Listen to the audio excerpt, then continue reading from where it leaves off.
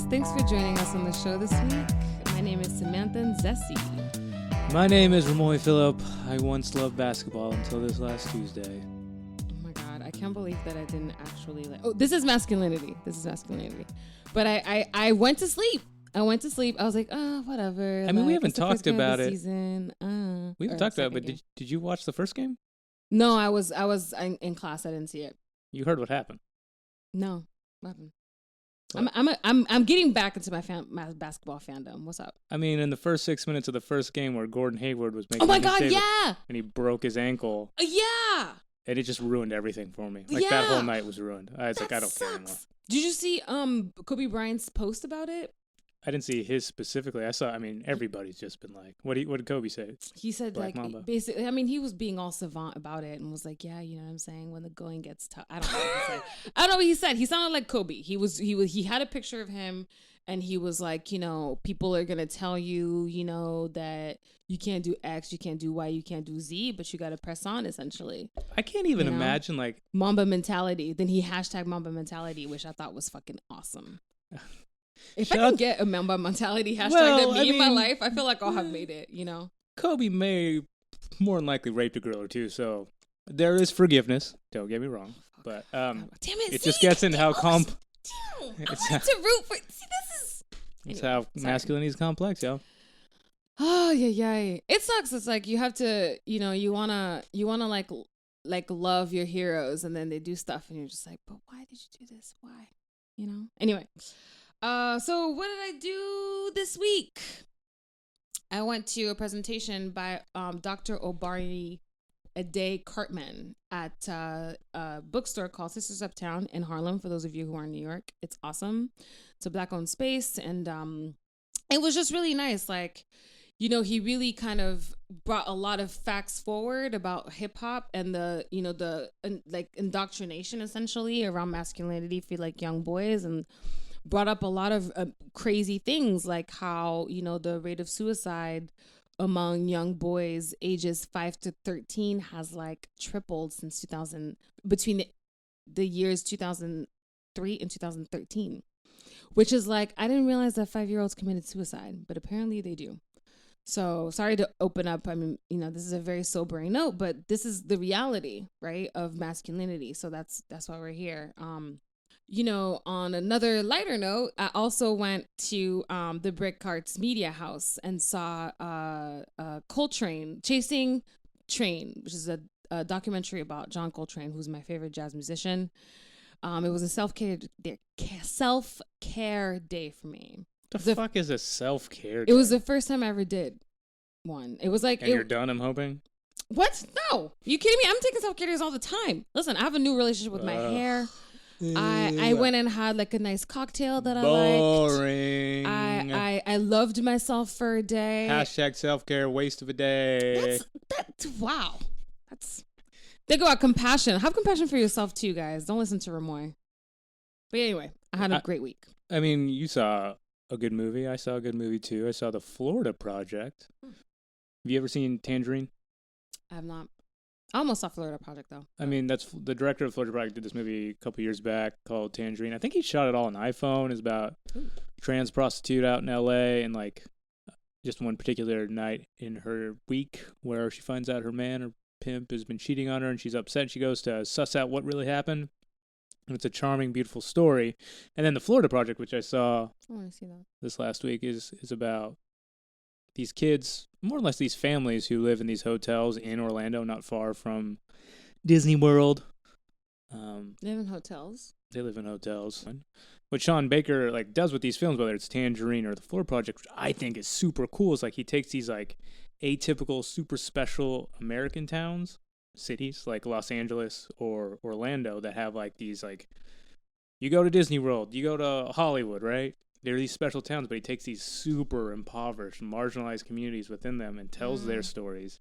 But then even goes even further with it and finds these really specific, not usually centered in Hollywood film characters. And he tells their story and he uses those eyes and those ears and those experiences to tell these really beautiful, really prismatic, really specific, interesting stories. So this isn't a movie review podcast, but fuck, go see The Florida Project. Maybe we should have one. But yeah, I mean, I'm excited. I want to see Tangerine too, because I actually can't believe I haven't heard of that. I'm down. I mean, I think that's a good jump off point, right? We're talking about characters who are specific, who don't fit the mold. And we're here to break down that mold of masculinity, right? But I don't...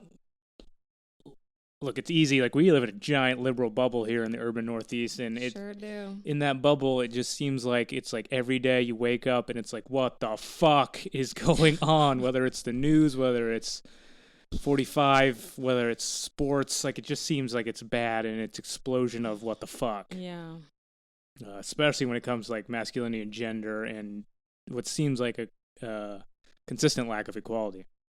I know. And it's like, you know, I mean, that's kind of why we're here, right? To like really chop it up and like to comb through all the fuckery, you know, and like to really find humanity in everything and in everything that's been happening and try to make sense of it. At least really try to like make sense of like of it all. And so, you know, maybe you don't really agree with what we're trying to do here. Maybe you see it a bit differently and like maybe you like, yeah, you live somewhere else, right? And it doesn't feel so extreme, or everything just feels a little off. That could be the case. Yeah. And so, I mean, I feel like if so, please let us know. Let us know. We have some platforms that you can, you know, reach out to us on. That's, you know, on Facebook, Masculinity with a K podcast. And then, of course, Twitter at Masculinity Pod. We're getting some nice little traction on there. So, yeah, let's you know, keep the conversation going. So, I mean, the Harvey Weinstein or Weinstein? Stupid ass Stein. The fuck, bro? Weinstein bomb dropped last week. And that'd be easy for us to blow up immediately, but I think it's a good space to start the conversation because I think there's a broader conversation we can get to and then kind of refine it when we get down to the Weinstein situation, how that's actually a lot more problematic than one man and a lot of women. I think it's a lot of men with a lot of issues. But to get let's start off first with like Hollywood, right? And like it's like this idea I didn't realize until not even this idea. It's this thing that happens on the regular that I didn't realize was a thing until recently when I was reading some blog post somewhere, and I was talking about like Indiana Jones, how he always grabs the girls and takes his kisses, and I think throughout movie history I've seen that. Like, I grew up in the 90s and I loved movies and I loved TV. And what that was always teaching me as a young dude in suburban America was like, this is how you be cool. Especially in the 90s, it was like dedicated to like being the cool guy, right? Like nobody wanted to be Screech. You wanted to be Zach Morris or one of Will Smith's like 100 iterations or Denzel's like badassery. Like you wanted to be that badass dude. Yeah. And then to double down there, like you were just being taught how to be a man. Mm-hmm. And therefore you were taught how a man kisses a woman. That's right. How a man takes a woman. Yeah, a man takes a woman, takes the kiss. He doesn't ask for permission. If you like step back and look at it, it's like there's no real consent there. Even the nonverbal cues, like you have to be like a fucking surgeon to like understand if there is actually consent given or not, right? Yeah. Yeah. If you look at it, that's one thing, but to understand how normalized it is within our society, whether it's in the storytelling of movies or how we've adopted that practice of just men kissing women and taking women, it's completely normal. And one thing that I want to point out too is like, you know, we're all complicit in that, right? Because I mean, I remember I was talking to one of my friends and she was like, yeah, you know, and he like asked me like to kiss me. And I was like, what the fuck? Why would you do that? Yeah, like, why would you do shit, that? You know? That ruins the romance. And literally, I'm a hopeful romantic. Oh my God. She was literally like, just take that shit. And she did like one of like the grab moves. And I was like, what the? I was like, what? I don't understand that because I mean, I kind of get it. But I'm also like, if you want to kiss somebody, like I feel like if Idris Elba or fucking Chadwick Boseman is standing in my face and is like, can I kiss you? You think I'm going to be like, oh my God, it totally ruins the moment that you asked me to kiss you just now. No. But I think like, just humor me here. I think there's a lot of impetus, or there feels like a lot of pressure on the men because of how we've been taught. The man has to initiate the kiss, and the man, whether it's instinctual or whether it's nurtured, like it's the role of the man to just take it and like be assertive and like show that he's a man, right? Yeah. Hey, will you kiss me? I mean, you don't have to say it like that. You could be all debonair and be like, may I kiss you? That will get you. I mean, that's some pretty James Bond shit right there. One thing that I want to say, and I mean, this might be one of those unpopular opinions, but I do think like There's also something to be said about, like, if a woman says, my personal opinion is like, if a woman says, when you ask me if I want to be kissed, it like that takes away from the romance. That, I'm sorry, but that's just somebody who doesn't want to own what they want. You know, like, it's like, why is it like he's asking for permission? You can own your shit and be like, yeah, I want you to kiss me, or no, I don't want you to kiss me. But then if he doesn't say that, then it's like, then you can then say, well, I mean, I didn't want you to kiss me, you just did, and so I just went along, blah blah blah. And then you don't take any responsibility for your actions, you know. And I kind of feel, to be honest, there's a sort of complicity, I think. No, I totally agree, but I will say the responsibility lies on a lot of men, and myself included, because to kind of mirror something I said in a previous pod, like, if 6'8" 6'10" LeBron James is standing over me and he just kisses me, I'm just going to go with it because he's a bigger man. So in the same sense, like, majority of men, for the most part, seem to be larger in presence and in physical body than women. Mm-hmm. And if a man's just going to grab your face and stuff his face against it, you can say no, but for your own practical safety and for your own just to acquiesce the situation, maybe just better just to let him kiss you, and then so on and so forth. And then if you think of it that way, as like a woke dude or just a normal dude who like is sensitive and just like it's running me thoughtful, you're like, wait a minute, fuck. That's really sad and kind of gross. And like, I now can't help but think about girls I've kissed in the past without asking permission and just kind of lunging at them, and who've kissed me back, and maybe like, did I just really fuck up? Did I just compromise their space? And did I access their vulnerability? And if you can step back as a dude who has sisters, who has mothers, who has close friends, whomever that are female, and then put yourself in that position and try to step back and understand that, like, you don't have to force yourself on a girl. You don't have to take a kiss. Actually, you can ask for consent and permission. And as you pointed, it doesn't kill the romance. That's right. Just do it with a little charm, boo.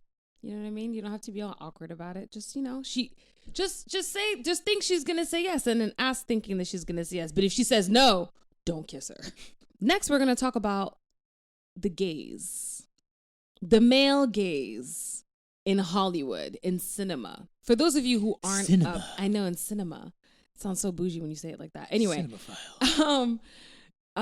Yeah, so for those of you who aren't up on your film theory game, who aren't up on your feminist film theory game, there can be such a thing. Thank God there is such a thing. I mean, listen, when I first heard about the male gaze, it was something that I had been thinking about for so long, and I was so happy that I finally learned of the term, right? So Laura Mulvey, who is a theorist, she's a film theorist, was a feminist, who in the 70s coined this phrase, the male gaze. The male gaze refers to the displaying of a woman on screen essentially as an object for the pleasure of the heterosexual man's gaze. Really, what that boils down to is that a woman is portrayed and displayed such that she's exhibiting the best qualities that a man is looking for in a woman.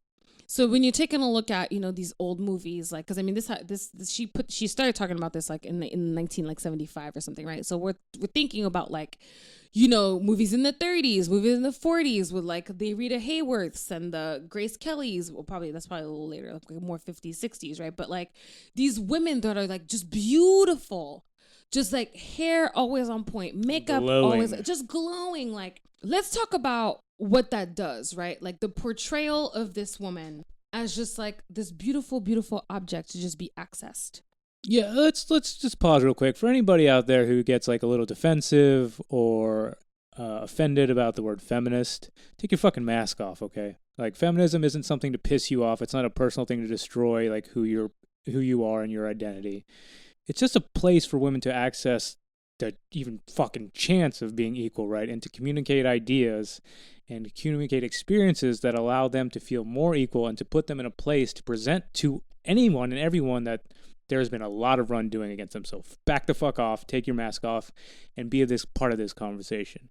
Access the idea that your sisters, your mothers, your friends are those women, and they just want a fighting chance to be equal.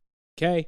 Secondly, I think we can also step back and be a little bit more granular, like in the sense like what does it mean to objectify? What does objectifying mean? And I think like a good layman's simple understanding is to make something as of an object. So when you objectify a woman, you lessen their humanity and you make them more an object. They are no longer a person, they are no more a sentient being, but they become an object for your possession or your usage. Same thing with dehumanizing. We don't need to get Webster Dictionary definition of it. Literally, it means just to take away your humanity. You're less than human. You are here to serve or be an object for someone else. And in this instance, 9 times out of 10, it's set up for men because we live in a patriarchy. We live in a male-dominant society. I feel like as we talk about this and as we really get to the meat of, you know, the ways that we've been taught to interact with one another as men and women, and you know, as heterosexual, like cisgendered men and women, but also as not as transgendered, gay and you know, lesbian men and women, right? Like, I mean, I feel like we've all been operating underneath this far-reaching, all-pervasive system. And, you know, how does the male gaze align with the system, right? So let me just read you a little quote from a Western filmmaker by the name of Bud Buttigieg, who says, quote, "What counts is what the heroine provokes, or rather what she represents. She is the one, or rather the love or fear she inspires in the hero, or else the concern he feels for her, who makes him act the way he does. In herself, the woman has not the slightest importance." End quote.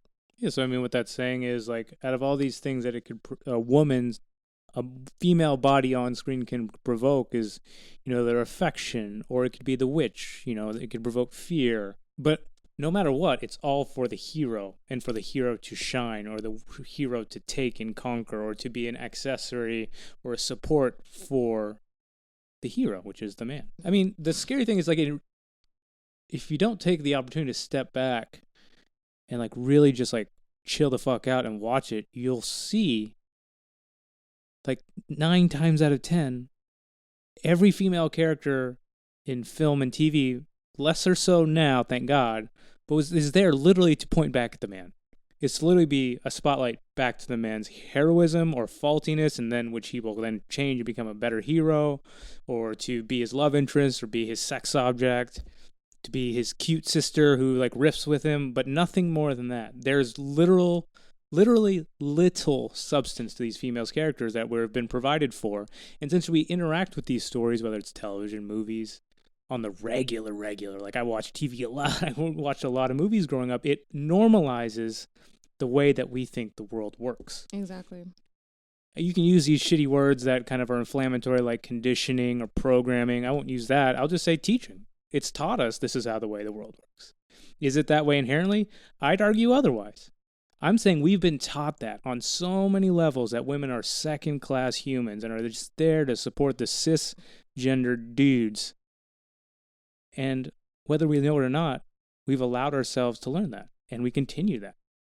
I think, you know, one of the things that, you know, Gloria Steinem has said that I always go back to is we have noticed, we have like actually realized that the status of women in any given country, in any given society, will give you a perfect picture of how well it is doing as a whole. I think the fact that we've normalized the objectification of half of the people on the planet gives us a perfect kind of snapshot of like why things are the way they are. Like, why are things so fucked up? Because we spent our entire existence literally domineering and dehumanizing half of our citizens. So why would we expect that our world would be actually working optimally? I remember so one of my oldest friends, we're both like woke dudes, right? Like we're in tune and we're sensitive. We like rom-coms. We listen to soft rock. We're cool. Oh my God. We're chill. Okay, well. We're suburban boys. We were on the phone once, right? And like we were both talking about how we're never gonna get wifed out, but one day maybe we'll just like adopt kids, or we'll just have kids on the like That's just so cute. together or whatever, right? Oh my God. I feel like that's what I talked about with my friends. Anyways, We're all human. and he was talking about like if he had a daughter in a perfect world, he'd love for her to have like very little self-esteem issues and like feel comfortable around him, and he could encourage her and be like a great father figure and so on and so forth. And I was just thinking to myself, and I think I even said in the conversation, it's like, bro, do you realize how impossible that is in this world? And then I like dwelled there for like 7 minutes, and I was like, oh fuck. Mm-hmm. Now, dudes, I want you to think about this, like men who are out there, cis men specifically, like, think about this. If you're born with the vagina between your legs, you will immediately be put into a vector that says the only way that you will be any bit or serve any value in this society is contingent on what you look like and what kind of sex you offer.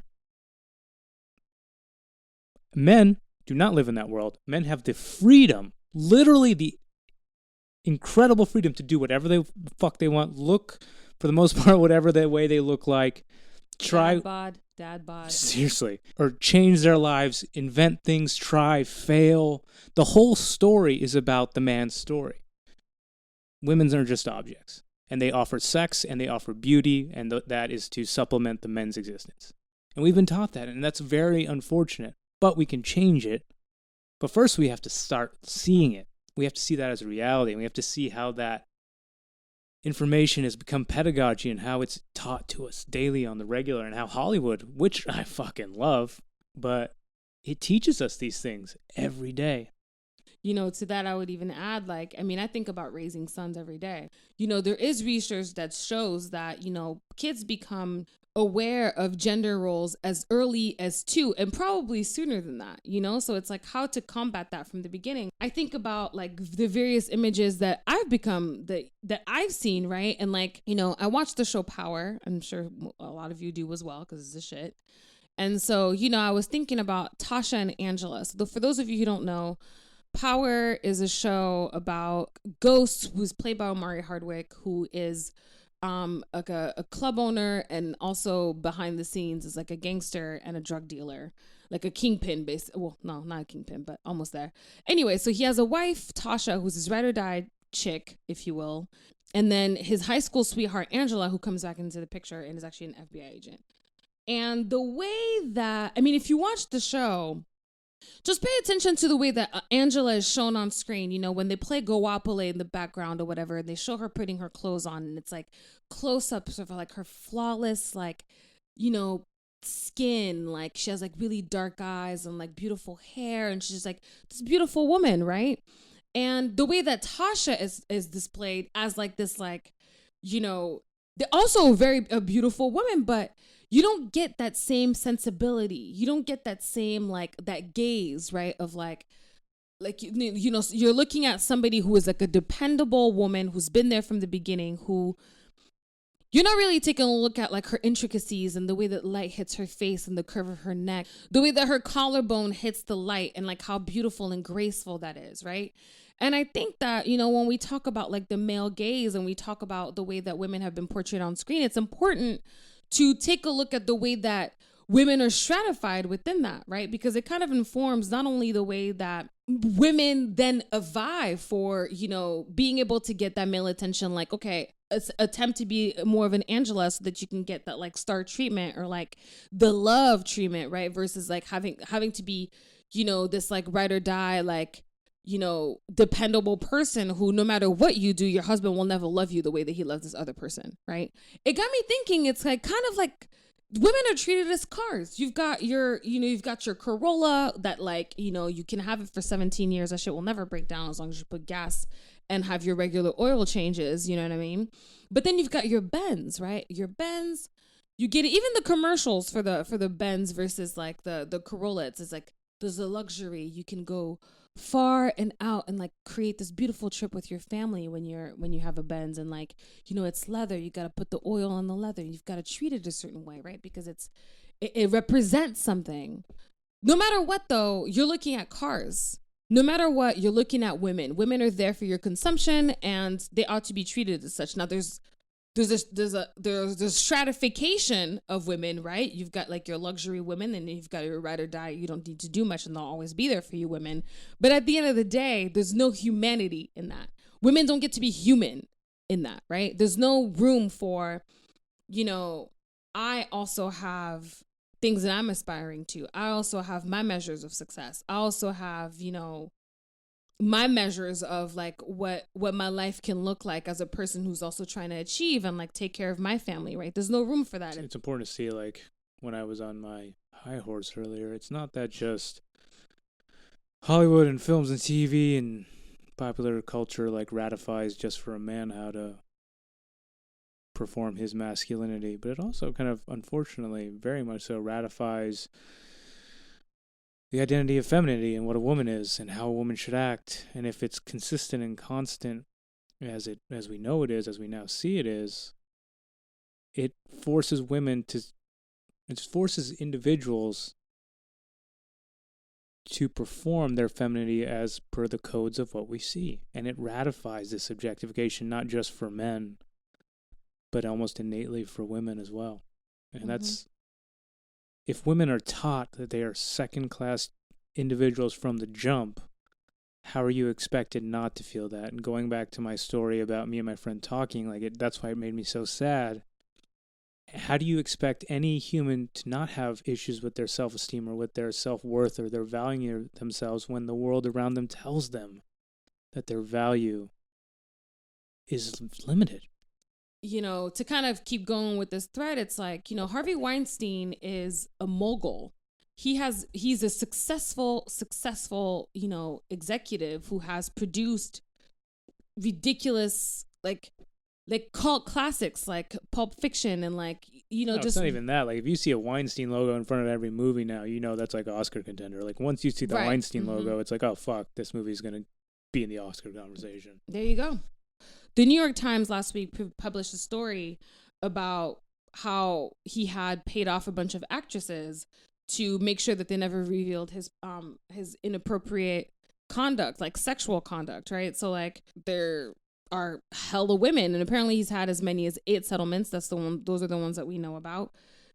Actresses like Angelina Jolie, Gwyneth Paltrow, Cara Levine, my homie Ashley Judd, who I fucking love, Kate Beckinsale. Like, it's like, I mean, it's not going to be surprising that everybody knew, right? Everybody knew. How can you be somebody who is so powerful, be in Hollywood for so long, everything you put out is an Oscar contender, and, you're dealing with so many actresses, so many actors on a regular basis. Like, everybody knows your ways. Everybody knows what you do. So there's no way that people don't know. And I feel like, it's about this culture of entitlement and this culture of silence, right? Like, Harvey Weinstein has all the money, right? Everybody who's out there trying to get yoked, trying to get cars, trying to be cool or whatever so that they can get the ladies, Harvey Weinstein doesn't have to do that. He has power and he has money, and that's all he needs. And all he has to do is threaten people. This is what Rose McGowan was saying. Threaten ladies into telling them at the beginning of their careers, you will never work again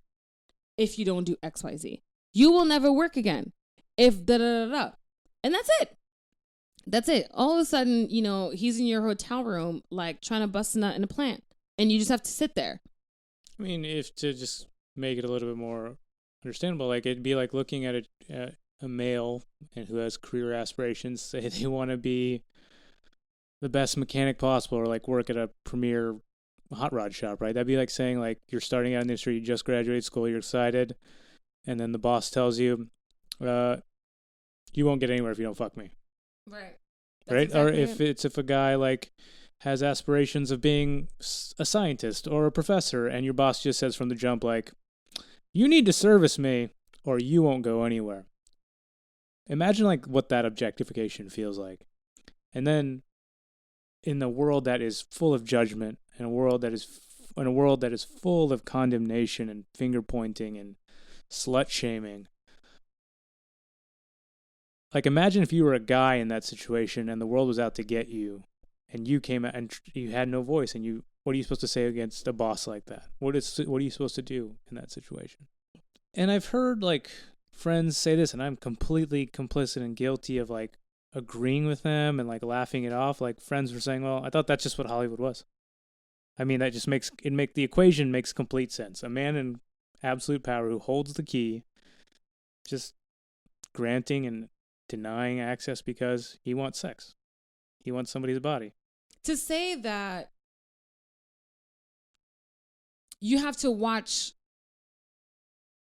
him shower in order to get a role, right? Like that completely undermines your talent. It undermines all the hard work that you've done to get there. It undermines everything about how you've built yourself as a person to become, you know, an expert in your craft, right? And like one thing that Rose McGowan said was brilliant, was like, you want me because of me. You don't want me because of, you know, these weird acts that you want me to perform. I think she actually was raped by Harvey Weinstein, you know, because I think a lot of people had like, you know, some like, not to downplay anything, right, around the harassment and like the abuse, but she actually was raped by him. And so I think like, you know, this is like when she was like in her 20s and like he paid her 100 G's or whatever to like keep her quiet. And it's like, he has that money. It doesn't matter. He can just dehumanize whoever he wants and then be like, okay, here's 200K. Chill. Sure, that's Harvey Weinstein. That's men in power. I don't have that power. I wouldn't do that to a woman, right? And like a lot of men will feel sad and see how unfortunate it is, but then just scoff it off like my friends have and I have at times and just laugh at it like, that's Hollywood. That's power. That's what's going to happen. And then that kind of culpability, that silence and lack of accountability, like you've pointed to many times before, is the bigger problem. And I think that's my main sole impetus for me to be a part of this project, of this podcast, is like just being an ally is not going to be enough. Active engagement is what is going to have to be the necessary and the new normal. From men. Exactly. Like men can't just hold a woman's hand and just say that's enough and just say I support you and I'm okay with that. But men have to stand up and hold other men accountable. Whether it's men who are in extreme power or whether it's just your friend or coworker who may say something in passing about how that is just normal and that's okay and oh well, and move on to the next subject. Our friend David, like in a previous podcast, talked about heroism being the ability to communicate and put yourself out there and really express yourself amidst judgment and so on and so forth. Like men have to stand up, and if we are worried that another man's going to make fun of us for being soft or call us a bitch for being sensitive and understanding, I don't give a fuck. To be a real hero, you got to stand up. One thing that happened this week with that, which I was like so excited about, was that, you know, Terry Crews came forward and talked about one of these Hollywood execs like grabbing his dick at a party. He was standing next to his wife. They were all having a conversation, and he just reached this executive just reached and grabbed Terry's situation, if you will. And Terry was just like, and like wanted to like, he describes how he wanted to like sock and punch him or whatever. And like, but then could see the headline the next day, something about, you know, like black man, like punches executive in the face or whatever, like how he would then be, you know, vilified for it. And so, you know, I really respect that because it really highlights the point that these conversations about masculinity that we're having, these conversations about like assault and like, you know, unchecked power and like lack of accountability and like and silence really being complicit, you know, don't just affect women. It affects everybody. It's not a woman's problem. It's an everyone's problem. And not just because men are also recipients of this type of abhorrent behavior, but because men are the ones who do it. But like, what do we do, right? So accountability is key. Conversations, key. By men, to men, about men.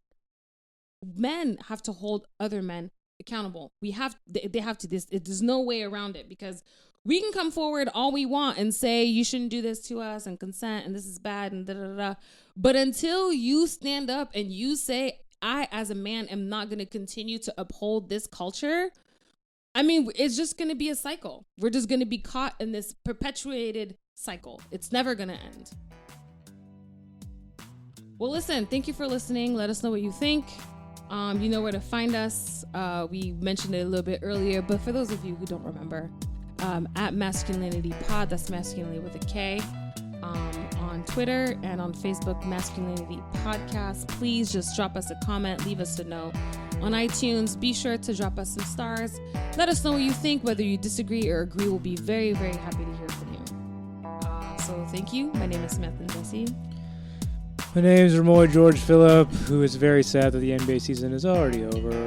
Yay, Cleveland. Yay, Golden State. Boo. I staunchly disagree with that statement. Yo, Jeremy Lin, I'm sorry about the knee. I hope it's not a big deal. Like, I hope it's just a small, like, little thing and not another season ender. I feel for you, Jalen.